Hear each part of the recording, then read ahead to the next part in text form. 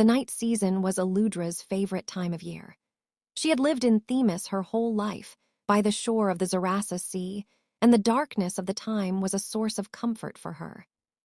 With the last of the sunlight gone a week ago, the cold winds were coming in, bringing long belts of rain that pattered against the windows of her apartment high above the glittering yellow light of the city streets. In the calm of her unlit living room, she sat in front of the TV as VBS News broadcast the celebrations of Earth Year 3026. Eludra had never been to Earth, but she loved hearing the sentimental words of friendship and seeing the bands play. She knew that they didn't have a night season except at the poles, and the smaller sun would whirl dizzyingly around the sky. That frankly sounded dreadful to her. For Eludra, and many other Cythereans, days were just something that kept time for scheduling. It was the slow turn of the sidereal seasons that she was used to, and she always quietly laughed when Terran tourists would have panic attacks at the spaceport about something so normal to her. Her family had lived on the Venus for centuries, and the black soil of Themis was the only home she knew.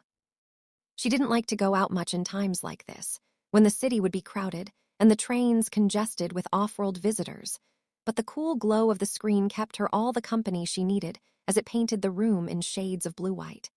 For the next 50 days, the dark would bring winter and the snows would come. Eludra would contentedly lounge in her home, working on Solnit with her colleagues millions of kilometers away. She'd only step out to pick up groceries and her vitamin D supplements, or drink some cot at a local cafe once in a great while. The cushions of her couch held her as she sat, bathed in the TV's blue glow. It scattered dimly around the whole dark room, but it shone cool and brilliant on the soft white expanse of her bare stomach. Her black crop top cradled her chest, but her belly spilled from its hem.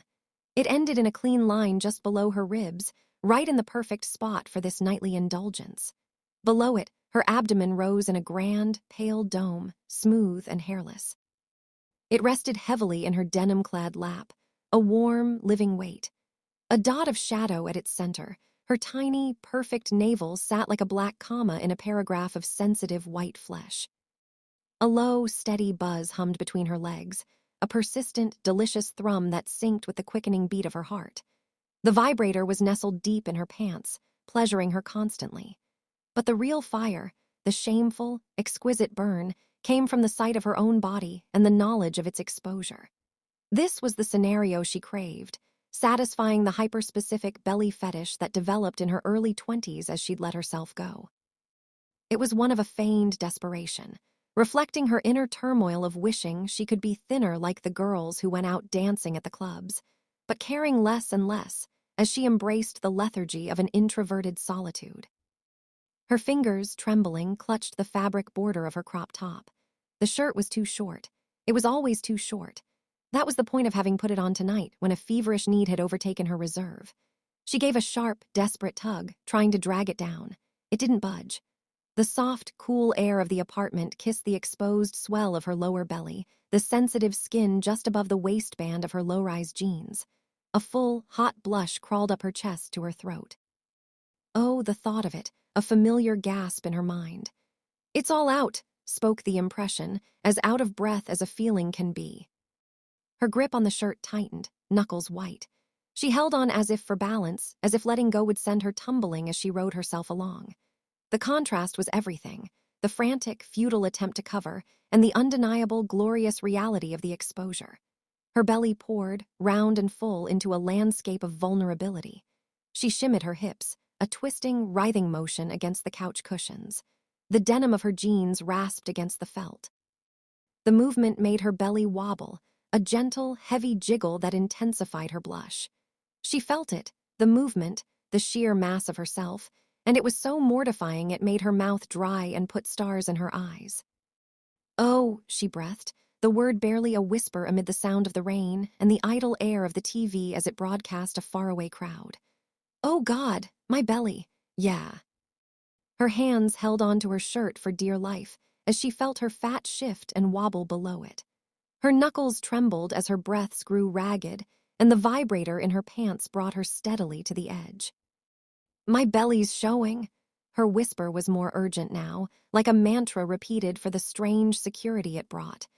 She tugged the shirt again, a little spasmodic jerk. She lunged her hips side to side, sliding a little on the couch, grinding on the vibrator, sharpening herself on the racking discomfort of wearing a shirt too short to contain her. Paradoxically, that's where the comfort was, in the involuntary panic of her modesty at the reality of barring her gut.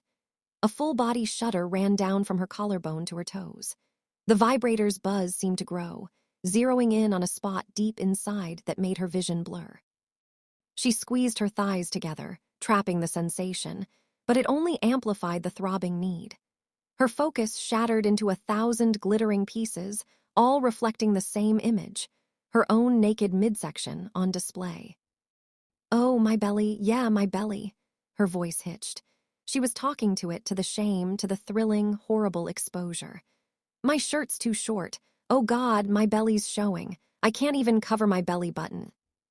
With her fists squeezing, pulling, trying in vain to lower the curtain of her shirt, her thumbs brushed against her skin. Her fingernails grazed the bloat of her lower belly. She jumped a little, wobbling her midriff and tickling herself with the unexpected contact. A sharp, sweet gasp burst from her lips, so soft, so open, so defenseless. Her back arched repeatedly off the couch, but her hands never let go of the shirt. It was her anchor in the storm of sensation. "Oh yeah, I'm so big, I'm a big girl." The words were a hot confession in the dark. A big girl with a big belly, yeah. A news anchor narrated a retrospective on terraforming history, on how far we had come as a civilization. The rain fell harder as the city lights burned in the distance. Aludra giggled as she felt the warm AC on her belly and satiated her desires in peace. Even though a lot of people didn't care about it, even embraced it in public, she was self-conscious about her plumpness. Yet it was this very shame that drove her wild in these secret moments. She bounced a little on the couch. The jiggle became a deliberate shake, a slow, rolling wave across the expanse of her stomach. The visual in the half-light was obscene to her, and in that it was everything she wanted. "A big girl in a belly shirt," she moaned, her head falling back against the cushion. "It's all hanging out, my belly. Oh God, I'm so embarrassed." The confession was pure fuel. The heat of her blush felt like it was branding her. Every whispered word of shame was a lick of flame straight to her clit, where the vibrator hummed its faint song. Her hips began to piston in short, sharp thrusts against the couch, chasing the pressure. The hem of her crop top could be felt like a ribbon around her middle. Her tiny navel was just there, in the open, shifting slightly as she moved. It drove her mad as the fear braided with the arousal in its twisted union. "My belly's showing, my belly button. Yeah, my belly." The words were coming faster now, a ragged, breathless chant. "My belly's showing, oh my God, yeah, my belly." She closed her eyes. She pictured herself, in that tiny shirt, her bust perched atop a gelatinous hill of milky softness. It was a symbol for everything she hated about herself but couldn't get enough of, and desires that her inhibitions couldn't contain any more than her shirt could contain its literal manifestation. The image of the round barrel of her midsection, centered on that tiny dot, of her frantic efforts against her own design to expose it, sent her flying over the precipice of orgasm. A blue-hot wave roared up through her, making her belly clench and quiver as she sucked in and gasped in something almost like fear and almost like heaven. She cried out, a squelched sound lost in the rain, her body bowing off the couch, her belly crashing against her lap. The vibrations between her legs became her world, pulsing through her in waves. She shook, her hold on the shirt becoming a lifeline as she rode the crest, the sight of her own quaking stomach and the flickering light pushing her higher, deeper. The waves subsided, leaving her panting, slick and trembling. But the low hum continued, and the shame, that delicious, familiar ache, was already teasing her again, fresh and sharp. Her belly still glowed, still spilled out, still showed. She whimpered, tugging weakly at the stubborn hem, glad to continue the fun. "Oh God," she whispered, already feeling the next one building, lower and hotter. It's all still out, my belly."